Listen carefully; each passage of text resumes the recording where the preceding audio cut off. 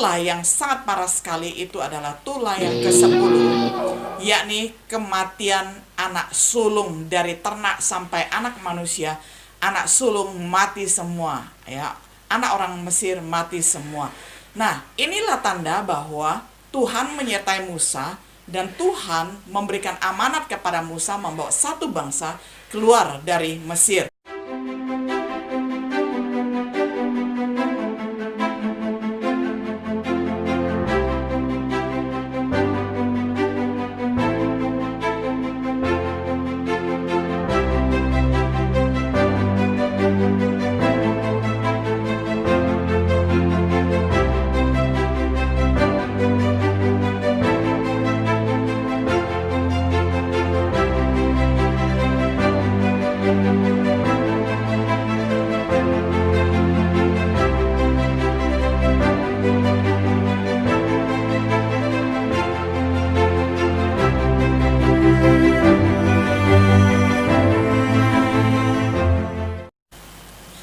Shalom sahabat setia yang dikasihi oleh Tuhan. Jumpa lagi di dalam acara Renungan Sahabat Setia. Pada hari ini kita akan merenungkan satu topik, yakni kehidupan yang bermakna. Saya akan bacakan untuk kita semua dari Ibrani 11 ayat 24 sampai ayat yang ke-28. Karena iman maka Musa setelah dewasa menolak disebut anak putri Fir'aun, karena ia lebih suka menderita sengsara dengan umat Allah daripada untuk sementara menikmati kesenangan dari dosa. Ia menganggap penghinaan karena Kristus sebagai kekayaan yang lebih besar daripada semua harta Mesir, sebab pandangannya ia arahkan kepada upah. Karena iman maka ia telah meninggalkan Mesir dengan tidak takut akan murka raja. Ia bertahan sama seperti ia melihat apa yang tidak kelihatan. Karena iman maka ia mengadakan Paskah dan pemercikan darah, supaya pembinasa anak-anak sulung jangan menyentuh mereka. Saudaraku ini kasih oleh Tuhan, setiap orang yang bercita-cita agar hidupnya bermakna itu pasti orang yang mulia. Menurut psikologi, orang yang berumur 25 tahun ke atas itu sulit untuk berubah dan diubahkan menjadi lebih baik dan menjadi lebih bermakna.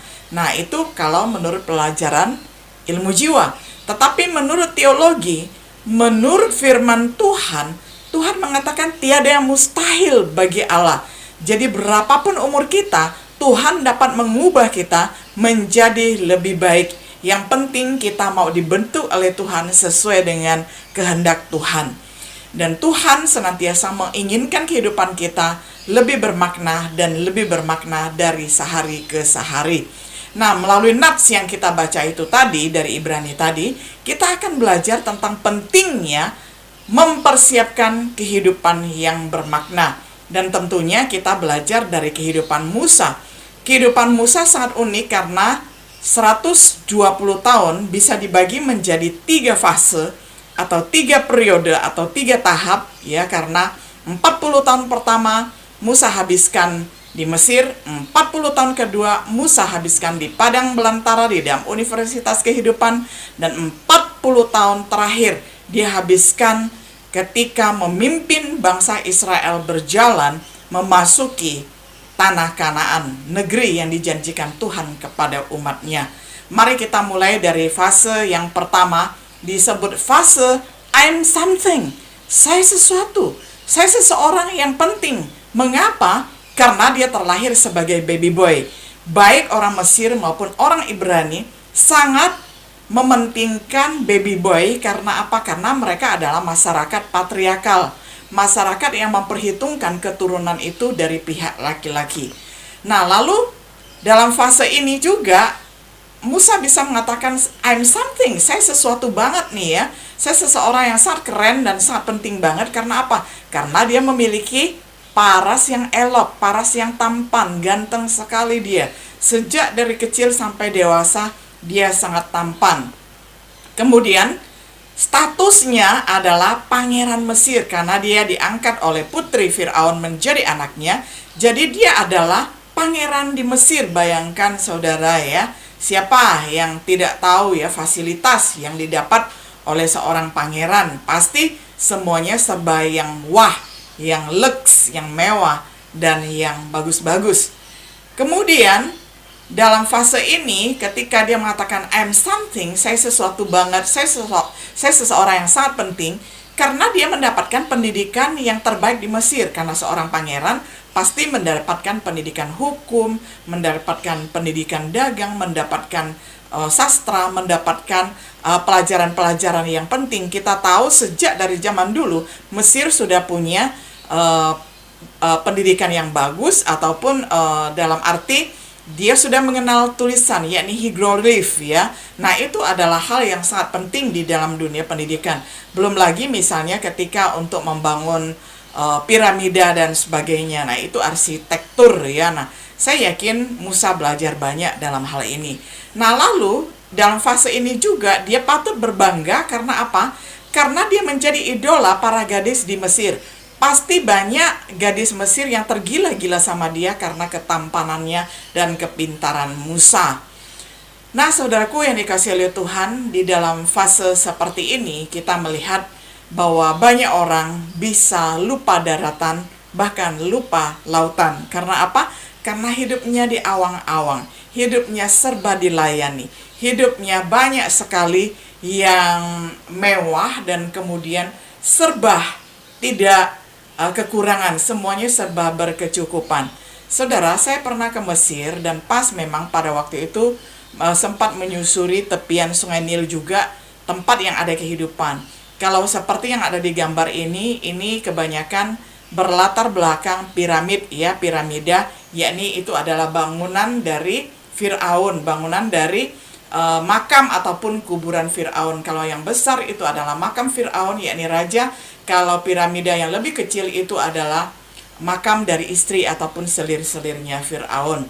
Nah, di Mesir ya, saya waktu itu bersama mama angkat saya, mama rohani saya. Dia suka sekali ke Holy Land ya, sampai 12 kali ke sana.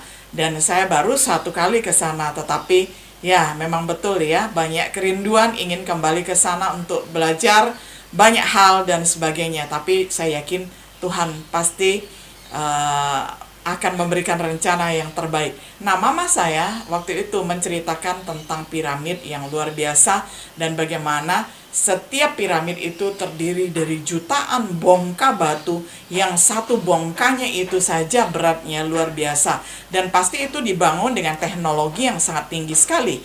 Dan tidak ada lem, tidak ada paku, jadi hanya disusun-susun saja. Tapi itu bisa menjadi bangunan yang bertahan sampai hari ini. Dan Musa pasti tahu tentang teknologi ataupun bangunan seperti ini di Mesir. Nah, saudaraku, di fase I'm something, saya adalah seseorang, saya adalah sesuatu yang penting, saya adalah seseorang yang keren. Di dalam fase seperti ini, saudara, sering menjadi tidak efektif dipakai oleh Tuhan. Karena apa?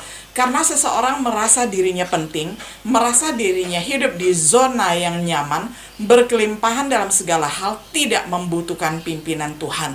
Nah, ada kalanya di fase seperti ini, manusia sering sekali terjerumus ke dalam hal-hal buruk.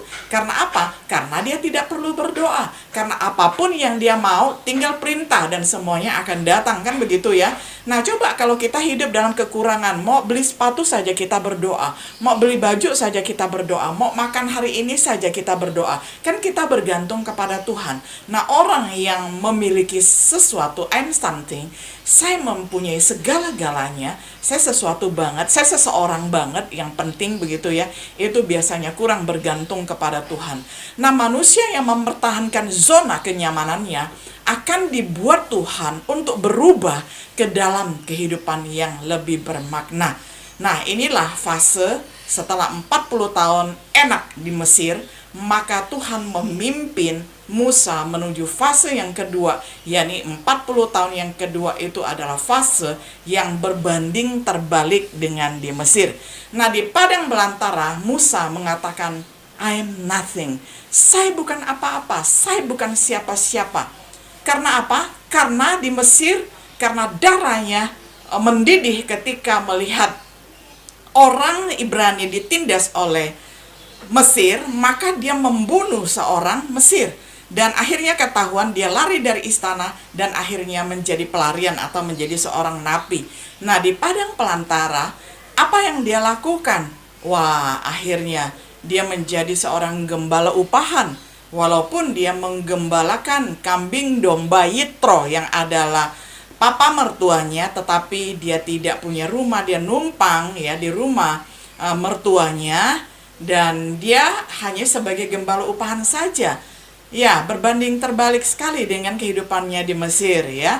Nah, di padang belantara ketika dia mengatakan, saya sekarang hidup di fase I'm nothing, saya bukan siapa-siapa, saya bukan apa-apa, dia belajar di padang belantara. Kalau dulu mungkin dia belajar di universitas terbaik di Mesir, sekarang dia belajar di universitas kehidupan, yakni kehidupan ataupun universitas padang belantara. Saudaraku yang dikasihi oleh Tuhan, dan dia pasti menjadi idola para kambing dan domba. Karena apa? Karena Musa lah yang memberi makan kambing dan domba. Sementara di Mesir dulu dia menjadi idola para gadis.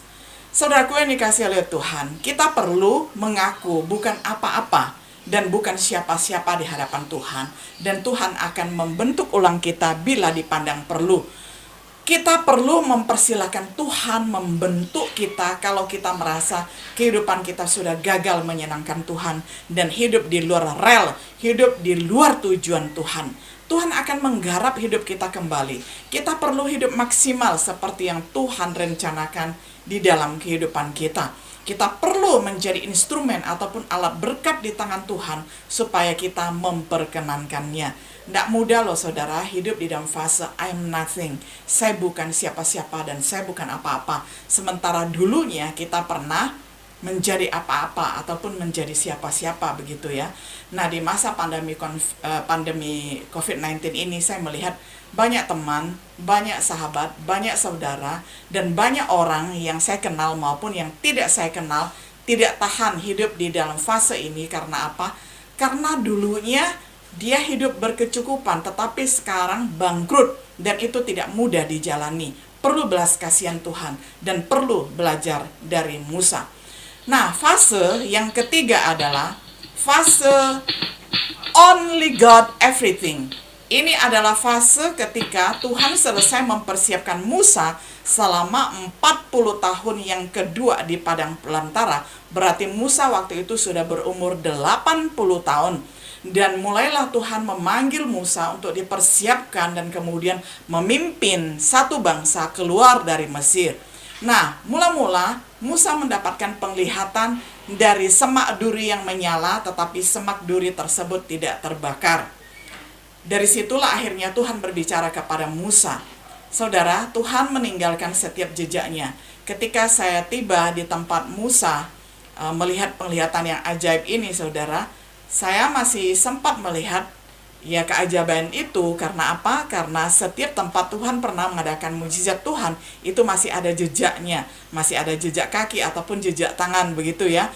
Nah, gambar ini dipercaya oleh orang-orang di Mesir adalah semak yang terbakar, semak yang mempunyai api menyala tetapi tidak terbakar yang dilihat oleh Musa itu tadi ya. Nah, jadi ini adalah semacam tanaman merambat, dia punya akar yang panjang, jadi setiap panjang itu penjaga taman akan menggunting dari akarnya sehingga tetap terpelihara sampai sekarang. Pada waktu saya ke Mesir ya, saya nggak sempat ya berfotoria di situ, hanya nampak jempol saya ya, saya memberikan jempol di situ ya, hanya foto jempol saja begitu. Artinya saya sungguh mau menghayati panggilan Tuhan, sebagaimana Musa sebagaimana Musa dipanggil oleh Tuhan. Saya yakin Tuhan memanggil setiap diri kita, memanggil saya dan memanggil saudara untuk melakukan rencana Tuhan yang sudah Tuhan persiapkan. Nah, saudara, di fase only God everything ini, akhirnya Musa kembali ke Mesir dan tidak sebagai putri Firaun lagi, melainkan sebagai seteru.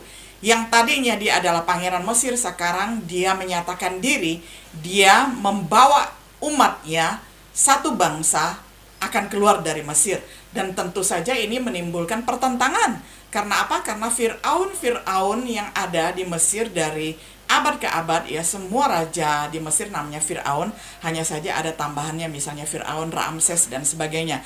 Nah, Firaun di Mesir itu tidak mengizinkan Musa untuk keluar, ya, membawa satu bangsa keluar. Karena apa?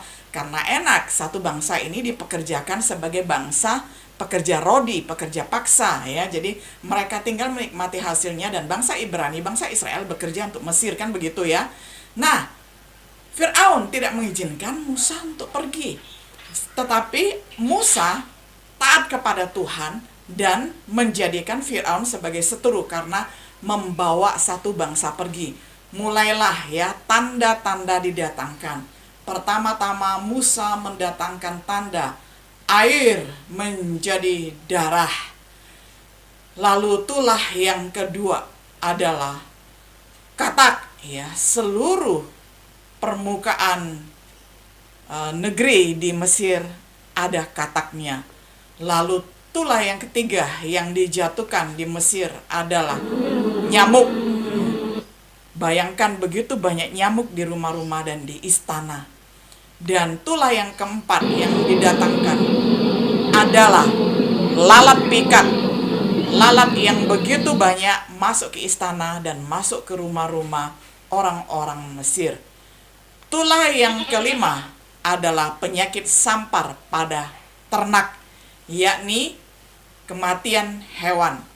Lalu tulah yang keenam yang Musa turunkan sebagai tanda bahwa Tuhan memanggilnya membawa satu bangsa keluar dari Mesir adalah barah, ya, yakni satu barah yang begitu panas sehingga menyebabkan kulit manusia yang kena itu menjadi melepuh dan kesakitan. Lalu tulah yang ketujuh itu adalah hujan es. Negeri yang sangat kering, tiba-tiba hujan es, itu kan menakutkan sekali, ya saudara, ya.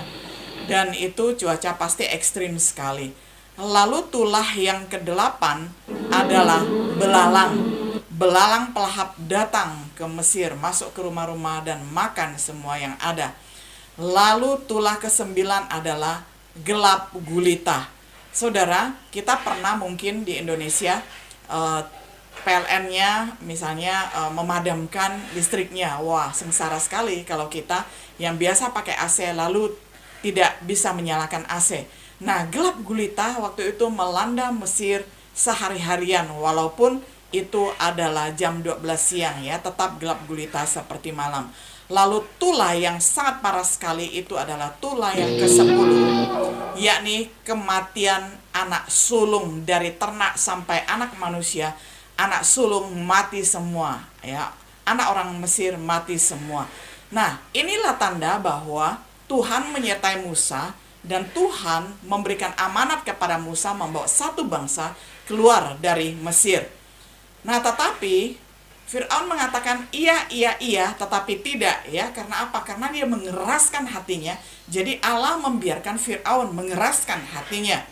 Sehingga sampai akhirnya Musa harus meminta kepada Tuhan lagi untuk mengadakan satu mukjizat, yakni laut terbelah. Laut Merah, Laut Kolsom, Laut Teberau terbelah, sehingga satu bangsa bisa menyeberang dengan aman. Dan tentara Mesir mencoba mengejar satu bangsa ini, tetapi tidak terkejar karena tenggelam beserta dengan kuda dan kereta-keretanya, ya. Seluruh tentara Firaun tenggelam di Laut Kolsom, Laut Merah, Laut Teberau, satu laut dengan 3 nama. Nah, inilah fase ketika Tuhan memakai Musa untuk mempersiapkan satu bangsa memasuki tanah Kanaan, tanah perjanjian, tanah Israel. Saudara, ketika saya diberi kesempatan, ya, dan teman-teman pergi ke negeri Israel, saya menyaksikan kota Yerusalem lama, kemudian sungai Yordan tempat Yesus dibaptis, semua masih ada, dan hati sangat bersyukur bisa melihat jejak-jejak Tuhan ada di situ. Bisa ada di dekat Kaisaria bersama dengan teman, ya.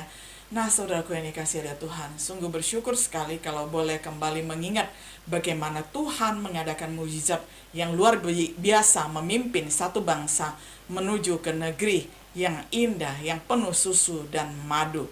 Saudaraku yang dikasihi oleh Tuhan, di fase ketika kita mau dipakai oleh Tuhan, kita perlu mengakui bahwa only God everything. Hanya Tuhanlah segala-galanya di dalam hidup kita. Kita perlu berkomitmen ulang untuk mengisi hidup kita dengan lebih bermakna. Umur setiap hari kita bertambah, tetapi apakah hidup kita semakin bermakna dari hari ke hari? Carilah dahulu kerajaan Allah, maka Tuhan akan menambahkan bonus yang lain. Prioritaskanlah Tuhan di dalam hidup saudara. Hanya orang yang mau hidup lebih bermakna, yang dapat mengalami mukjizat penyertaan Tuhan sesuai dengan kondisi yang dibutuhkan. Jikalau hidup kita hanya biasa-biasa, maunya hanya di zona nyaman kita, saudara, hidup kita akan seperti biasa-biasa saja. Tetapi ketika kita ingin hidup kita lebih bermakna, Tuhan akan memimpin. Tuhan akan memberikan hal-hal yang di luar dari pikiran kita, hal-hal yang di luar dari pendengaran kita. Karena apa? Karena Tuhan banyak surprise untuk kita. Dan bersiaplah untuk kehidupan yang lebih bermakna ketika hati kita lembut, ketika hati kita bersedia dibentuk oleh Tuhan. Kehidupan yang bermakna perlu dipersiapkan dan dikerjakan setahap demi setahap. Apakah saat ini saudara masih hidup di dalam fase I'm something? Ya, seperti Musa yang membanggakan diri karena punya segala sesuatu? Atau di fase yang kedua, ketika dia menyadari, ketika dia persiapkan di padang belantara, di universitas kehidupan, dia mengatakan, I'm nothing. Saya bukan apa-apa. Tuhan, bentuk dan tolonglah saya supaya hidup saya lebih bermakna. Dan ketika itu Tuhan memberikan dia 40 tahun yang terakhir, yakni only God everything. Fase ketika Tuhan memakai Musa sebagai pemimpin besar, memakai Musa sebagai pemimpin yang membawa satu bangsa, yang membawa satu umat Israel keluar dari Mesir.